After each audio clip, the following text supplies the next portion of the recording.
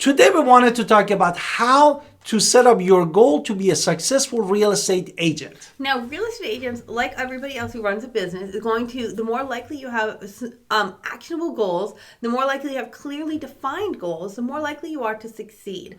I'm going to put out the beginning, reach for the stars, and if you only get to the clouds, you still went further than you ever would have gotten on the ground alone without a goal. So always set a goal.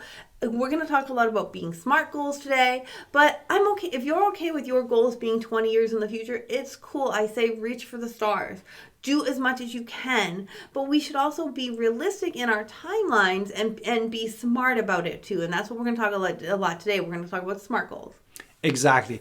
But before you actually talking about a smart and setting up the goals, really start with the market research. Because hi, this is Alan Victoria. Welcome to our channel. Please go to theagentwolves.com and grab all of our giveaway. Also, we are part of the Wolf Pack, so you would get our entire upline if you choose to join us. And we do hope you want to join us at EXP, so we would love to be your sponsor. And also, please go grab an appointment with us and schedule a phone call. That is your compass for your business, no? Right. Now, before you write your own goals, doing market research and market data analysis is going to help you with your goals. Now, if you're already an established agent, you can do the first part, which is talk to your past clients, get some feedback of what you were good at, what was happening in the market. You can focus on questionnaires. Now, if you're new, you can't do that. You don't have anybody to ask those questions to. Exactly. So, and when we started, we didn't have anybody to ask questions to. But what we could do was the next couple things, which is going to be market trends. What's that? How do I get that information? Therefore, market trends is basically we wanted to focus on difference, and we started, me and my wife, really on the census data. No, but that's next. Market data is in market reports. What's happening in our MLS? Okay. What is happening in the news? What is happening in trends? What is happening in our data? What is our data? Okay. We really need to know what our market data is. And then, yes, customer demographics is where we bought the census data. Exactly. Therefore, for the customer demographic, we really focus on the free available census data from the government that you can basically understand to look more in details to the age, gender, income level, education, and the purchasing habits and power, that you can go through all that and download all those information from the website of the government. Right. So once you have that data, you already have a lot of information at your fingertips to really write your goals at this point. So if you already know how much houses are selling for and you know the income levels buying those homes, you already have a lot more data to make a realistic goal than anybody who never looked at this information. So now we want to write a SMART goal based on numbers that you pulled yourself. What is SMART?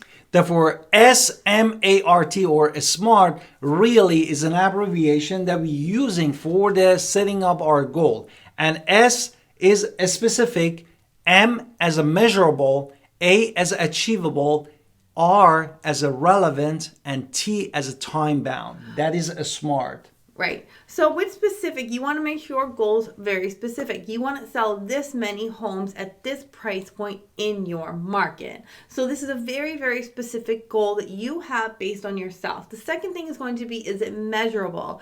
Yes. By looking at how many homes you can sell, it is a trackable goal that you can measure. If you can capture a larger market share, you're going to increase the percentages of what you're doing. But you want to make sure that they are measurable. So it's specific and measurable. So looking at houses and seeing how many houses are selling, how many you can count out is great. Now what else next? Next is achievable. Based on why we said in the beginning that you need to market research and also get the census data, because you wanted to have all those data also in your hand to make sure the goals that you are talking about are achievable based on all this data that is available. For instance, if you put your goal as 300, but only 68 homes are for sale in your market, how are you going to hit to 68 unless you're going to move to a different city as well, and then you have to do the market research for there? I'm just giving you extreme numbers, so it has to be achievable. So it's not just SMART, which is, specific, how many homes, measurable, again, how many homes, achievable, are those home numbers that you're looking at actually realistic in the market? Because you want to sell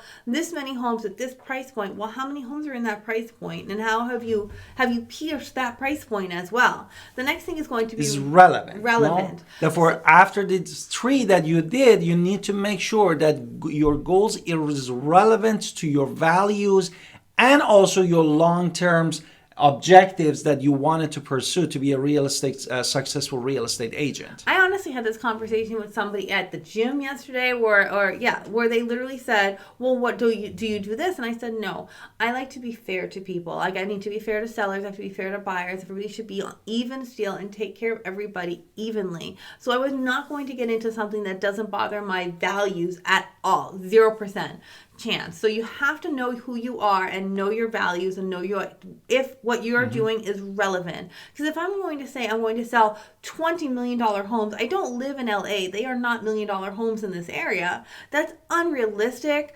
It's not really achievable, and it's definitely not going to be relevant unless I pick up my bags and move to LA, which I'm not going to do. So it has to be relevant as well. And the last thing is what? Next one is the time bound. Therefore, after you look at there are 4 that there is measurable and also achievable, then you were talking about how to have a timeline for your goal. No? Right. So I'm going to take about the houses as well. If you've never sold any homes, having a goal of 500 homes might be a little hard for you because you don't have the experience to help you with that. Exactly. Like, think of it like this way. If you want to lose weight at the gym, you want to lose, I don't know, like me, 30 pounds. I want to lose 30 pounds. I go to the gym, and I can't say I'm going to lose 30 pounds in a week. That, first of all, doesn't sound healthy. It doesn't sound relevant. It doesn't sound smart. It definitely doesn't sound time. It sounds like I did something extreme if I'm going to lose 30 pounds in a week. Now, if I have specific measurable action goals and say I'm going to do these things every single week, can I get to an achievable goal of losing 30 pounds? Absolutely. And it has to be realistic based on what's healthy for my body. Same is true with real estate.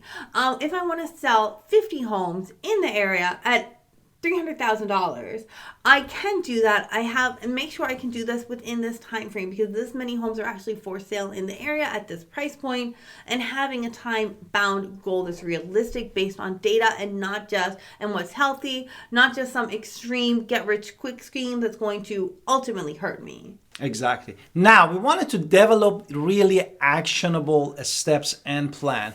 And having the really roadmap, creating a roadmap is so important to be successful. Right. No? This is where we write down our goals is really the key to everything. If you write down your goals, understand your physical health, your mental health, your educational health, what you need to do to acquire more of those things, it will help you with growing your business. So I want to make sure that you're planning for your resources, you're planning your goals, you're writing it down, and you're monitoring your situation. Exactly. So you're checking in monthly, quarterly, yearly to see how you are doing to these data, and then writing to them. You want to add anything else?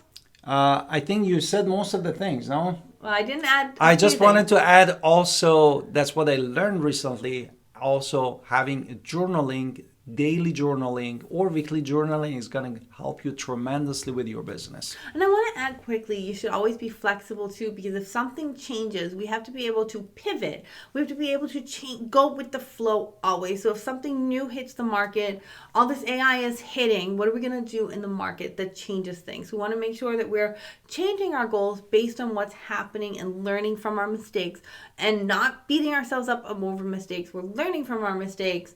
And then continuing towards our goal in the best way possible. So we learn from mistakes, we learn to walk, then we're going to run, but you have to be flexible with the whole thing.